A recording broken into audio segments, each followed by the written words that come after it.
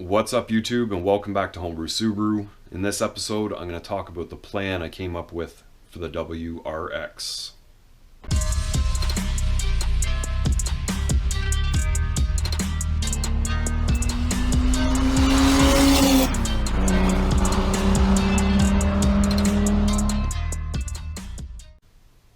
So what's up everyone? I just first want to mention about the 14-gram mushroom experience video that I uploaded.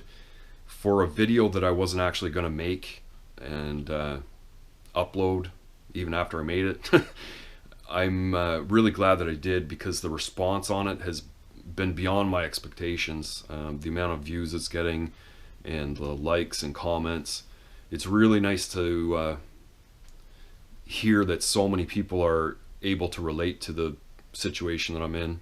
It's not like I'm going to be doing those type of videos very often, but it kind of gave me the idea like I should probably do a little bit more something personal once in a while. Try and really concentrate on the car stuff as much as possible, because it is Homebrew Subaru. But I realize after the response out of that video, just doing something a little bit more personal once in a while is kind of good for the channel, and it's good for me. So yeah, the plan that I've come up with for the WRX is the single overhead cam EJ257 engine that I've had on the stand for 2 years now. I am going to put this engine into the car. I was pricing out some EJ205s, just even JDM engines, and to get one shipped here it's over $2,000, and I really just can't dump money into another engine when I've got one sitting here. So I mean, this thing is fairly turbo ready. Gonna have to probably run it with the mechanical fuel setup that I've been using and wire the whole harness and ECU for this intake manifold anyway. I kind of thought, well, maybe I'll use the turbo style header or exhaust manifold and the up pipe that was on the car, and that may place the turbo in a you know, kind of awkward position so that the inlet kind of interferes with the intake manifold. So I've got to mock some of that stuff up, and then looking at it I was like, oh, maybe a reversed intake manifold setup would be cool. I'm not sure if I can, you know, put the extra time into doing that, but it's an idea. The power steering bracket, I kind of figure out if this crossover, the coolant crossover, will interfere with the other bracket and that kind of thing.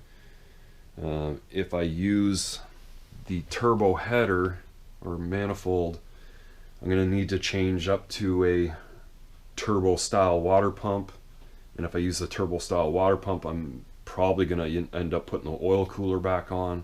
So there's a few changes and modifications going to have to make to get this thing to work. Wiring is going to be a lot of it, but the main first expense is going to be a clutch, just to get the engine back into the car, because this had a push style clutch and the transmission in the car uses a pull style clutch. So I'm going to have to buy a new clutch set, and then I can just use the one that I had on this thing in the Forester, you know, later on when that engine comes out. But I think that's the plan. I'm going to have to keep it as the mechanical fuel setup, and over time I can think about buying some type of management for it and rewire it. I'm pretty sure the STI pink injectors that I did buy will actually fit these rails, and of course the STI turbo would bolt right on. I kind of want to go front mount on this car, like front mount intercooler, so I'm really not sure if I'll even bother trying to mock up the top mount or not. But so ideas are starting to really come to me quickly, and I kind of have to start making up a list on what I'm going to need. And as you can see, I literally haven't touched much of anything since I was last in here. Everything's still just a complete mess. But for today, all I really want to do is take whatever I want off of this block, get ready to pitch it. I kind of need to dig up all the parts and scrap metal that I don't need, and just get it out of the garage. But yeah, I do need to make a little bit of cleanup, especially if I'm going to start pulling this engine out. and get a little bit more organized. Well, it is quite some time later. I finally got to the point where I feel like I got something done. So my scrap pile, first thing, you can see, I mean, I've got a whole basket full of metal, the cylinder heads, the old AC compressor, the clutch stuff, and then the block. I've taken all the parts that I want off of it. I took the oil pan off because I wanted to get the pickup and the windage plate off of the bottom of the block. And then let me grab my light. So looking in the bottom of the oil pan, the entire story of what happened to this engine is in the bottom of it. There's tons of bearing material. This thing must have been wearing bearings for quite some time, and maybe just didn't make a lot of noise at first. But yeah, it's like sludged in there. Just a further indication that there's no sense of trying to hold on to any of this stuff.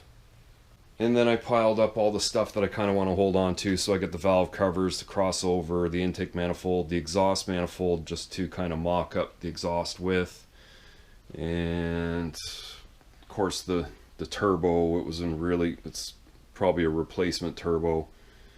The timing covers and a bunch of the brackets, the oil cooler stuff, some hardware.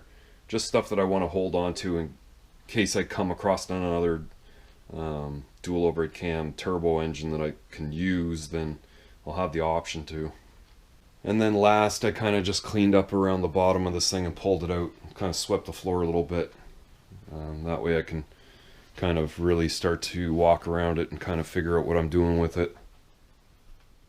So the next thing really is to start writing a list of the parts that I need to order, and kind of figuring out my budget on how I'm going to get them and when I'm going to get them. You know, items like the clutch set with the flywheel, a turbo header, the front mount intercooler, like those are things bigger items that I'm going to have to get. It's best I get the things that I need first before the other things that I don't, so I can continue working on this thing and get it into the car. And then wiring it's going to take some time, so as you know, I'm waiting for a front mount, I can start doing the wiring and that kind of thing. I really didn't think I was going to Frankenstein this car, but it looks like that's what's going to end up happening. I will keep the turbo wiring in the car so that, you know, in the future, if anything does happen, I want to put a double overhead cam turbo engine back into it, it'll be somewhat plug and play. That's the idea behind all this that I have going right now. But yeah, that's going to do it for this episode. If you liked this video, definitely give it a thumbs up. And if you're new here and you haven't already, please consider hitting that subscribe button for me. Leave your questions and comments further down below. And I'll see you in the next one.